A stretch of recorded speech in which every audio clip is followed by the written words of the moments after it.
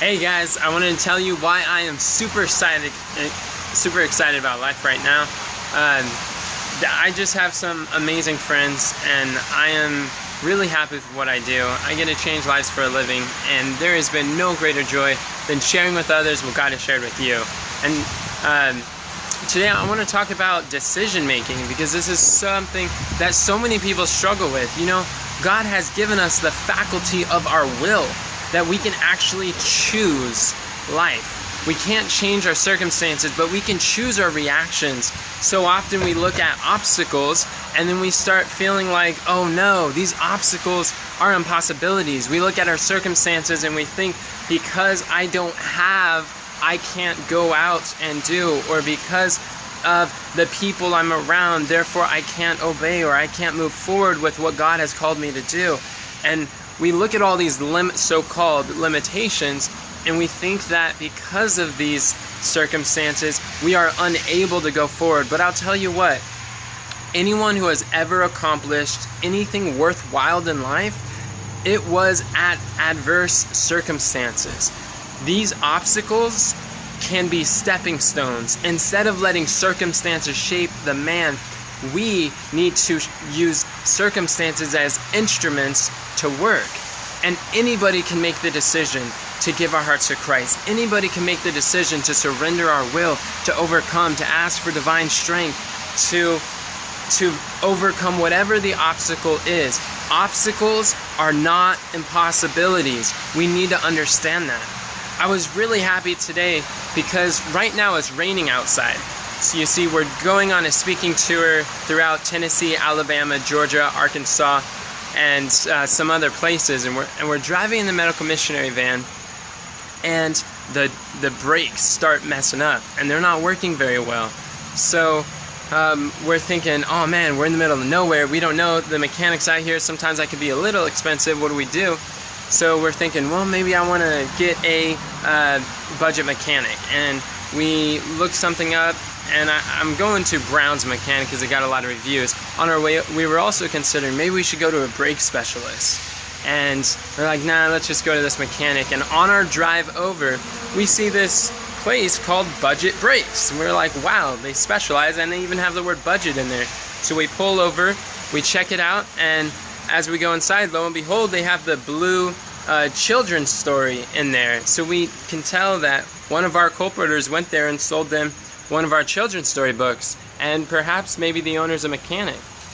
And so he says that he's going to check it out. A lot of the mechanics, they're working on brakes and they don't even know what they're doing, and they're going to charge us for their mistakes. That's what he was saying, and that is a good thing we went to a brake specialist. So we get out there, I GPS where we are, we find out there's a library just down the street in walking distance, but it's raining. So he calls in the mechanic, and the mechanic is like, I'll drive you and drop you off at the library. It's like, wow, go figure. The mechanic's name is Christian. And we asked him, have you read Paul Bunyan's Pilgrim Progress book? He's like, yes, I've listened to the audio. And so it is so awesome that how everything just lines up. We're over here at the library and decided to go live to just share this wonderful testimony. Please keep in prayer our vehicle for safe traveling mercy. So far, so good. It was acting a little funny, so we're going to check it out. But the Lord is so good. And I will tell you that if you persevere through obstacles, it's at the top of the mountain where we have the greatest sense of accomplishment and joy, the greatest view you're able to see, and you're able to encourage others who have never gone to the top.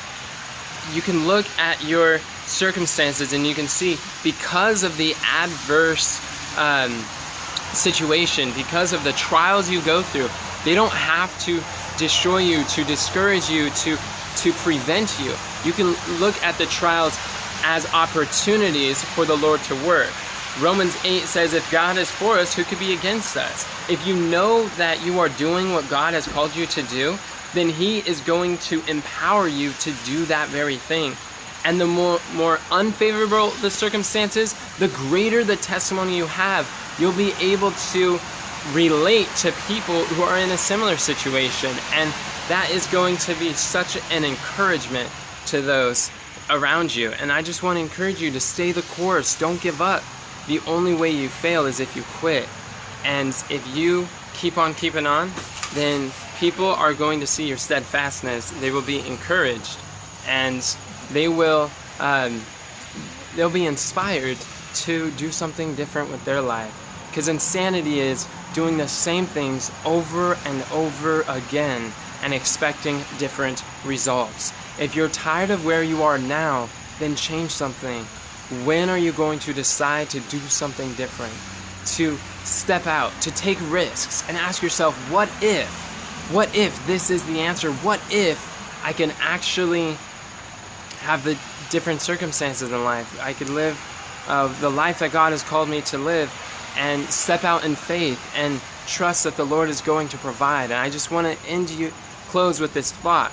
God doesn't call the qualified, but He qualifies the called.